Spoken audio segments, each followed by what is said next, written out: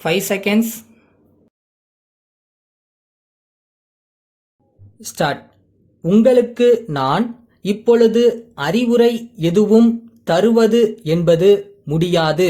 ஆனால் நான் சொல்லப்போவதை நீங்கள் அறிவுரை என்று எடுத்துக்கொண்டாலும் எடுத்துக்கொள்ளாவிட்டாலும் இன்றைக்கு நான் என் மனதில் உள்ளதை சொல்லப் போகிறேன்.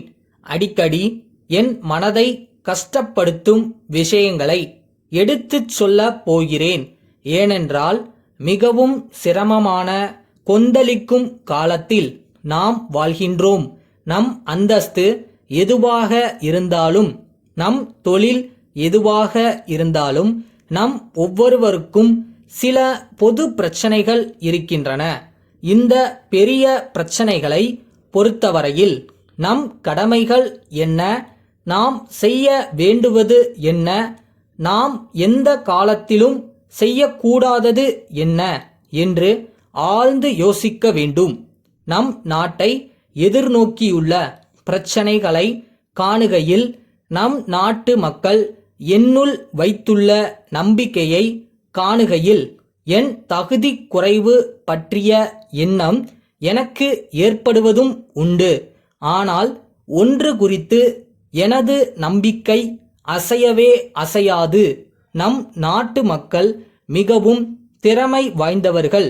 தனிப்பட்ட முறையில் எனக்கு முழு திறமை இல்லையெனினும் அதை பற்றி நான் கவலைப்பட வேண்டியதில்லை.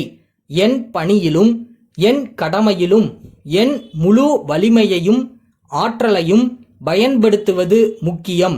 என் பெரிய பெரிய கனவுகள் சிதறுண்டு போகும்போது கொஞ்சம் வருத்தம் ஏற்பட்டாலும் சற்றும் அயராது உழைக்கிறேன்.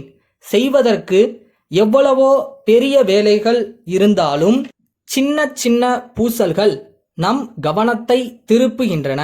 பாரதத்தின் பயணத்தில் அடுத்த கட்டம் வரை அதை தங்கள் திடமான தோள்களில் தாங்கிச் சென்றாக வேண்டிய இளந்தலைமுறையினர் எனக்கு விளங்கவே விளங்காத முறையில் நடந்து கொள்ளும் பொழுது எனக்கு ஒரே ஆச்சரியமாய் இருக்கின்றது. அவர்களிடம் இருந்து கடுமையான உழைப்பை நாடு எதிர்பார்க்கையில், நிர்மாண பணிக்கு அவர்களை கூவி அழைக்கையில் அவர்கள் வேறு எந்த வழியிலோ சிந்திக்கிறார்கள். அரசியலில் கலந்து கொள்வார்களாம். எனக்கு புரியாத மொழி பேசுகிறார்கள். நான் தான் இந்த இளந்தலைமுறையில் இருந்து விலகிவிட்டேனா? நான் சரியா, அவர்கள் சரியா என்றெல்லாம் நான் வியப்பு அடைகிறேன். யார் சரியோ தெரியவில்லை. நான் நினைப்பது தப்பாகவே இருக்கலாம். எப்படியானாலும் என் மனதில் படுகிறபடிதான் நான் வேலை செய்ய முடியும். இது கடுமையான உழைப்பு தேவைப்படும் நேரம். நாட்டில் அமைதி இருக்க வேண்டிய நேரம். நம் நாட்டிற்கு இருக்கக்கூடிய ஆற்றலை எல்லாம் நம் நாட்டின் பெரு முயற்சியில் ஒருமித்து ஈடுபடுத்த வேண்டிய தருணம். எனினும் என்னை சுற்றி பார்க்கையில் வெறும் வெட்டி பேச்சுதான் அதிகமாக இருப்பதை காண்கிறேன். பரபரப்பாக காரியங்களை செய்து முடிக்கும் மனப்பான்மையை காண முடியவில்லை. இதுவே எனக்கு மிகுந்த வருத்தம் அளிக்கிறது. எனக்கு இன்னும் கொஞ்ச வருஷம்தான் பாக்கி இருக்கின்றது. எனக்குள்ள ஒரே ஆசை, கடைசி நாள் வரை கஷ்டப்பட்டு உழைத்து கொண்டே இருக்க வேண்டும் என்பதுதான். கடின உழைப்பால் எவரும் இறந்தது கிடையாது. சிரிக்கவும் அளவும் நேரம் இருப்பது போல இன்று நாம் எல்லோரும் கடுமையாக உழைக்க வேண்டிய காலகட்டத்தில் இருக்கிறோம்.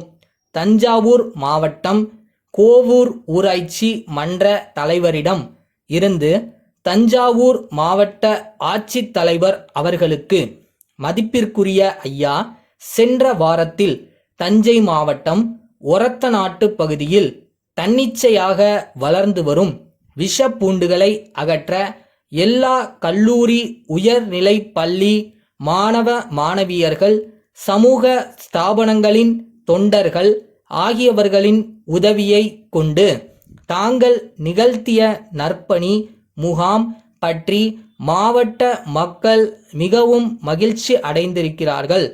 கோவூர் என்னும் எங்கள் ஊர் காவிரி கொள்ளிடம் ஆகிய 2 பெரு நதிகளுக்கும் இடையே திருவையாறு கும்பகோணம் பேருந்து வழித்தடத்தில் திருவையாற்றில் இருந்து 10 மைல் தொலைவில் உள்ளது. இந்த பகுதியிலும் விஷப்பூண்டு செடிகள் ஆங்காங்கே வளர்ந்துள்ளன. இவை குறிப்பாக நஞ்சை நில வரப்புகளிலும் குளம் குட்டை மேடுகளிலும் வாய்க்கால் கரைகளிலும் அதிக அளவில் வளர்ந்து மண்டி கிடக்கிறது.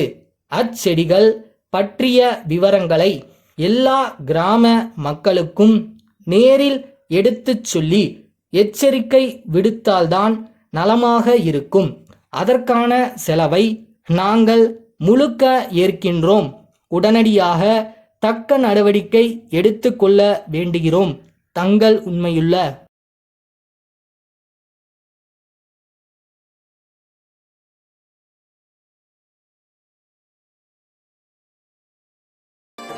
ஜெயிக்கிறோமோ தோக்குறோமோ ஃபர்ஸ்ட் அது கூட சண்டை போடணும்னு ஒன்று இருக்கு. ஸோ ட்ரை பண்ணுங்க, தட்ஸ் மோர் இம்பார்ட்டன்ட்.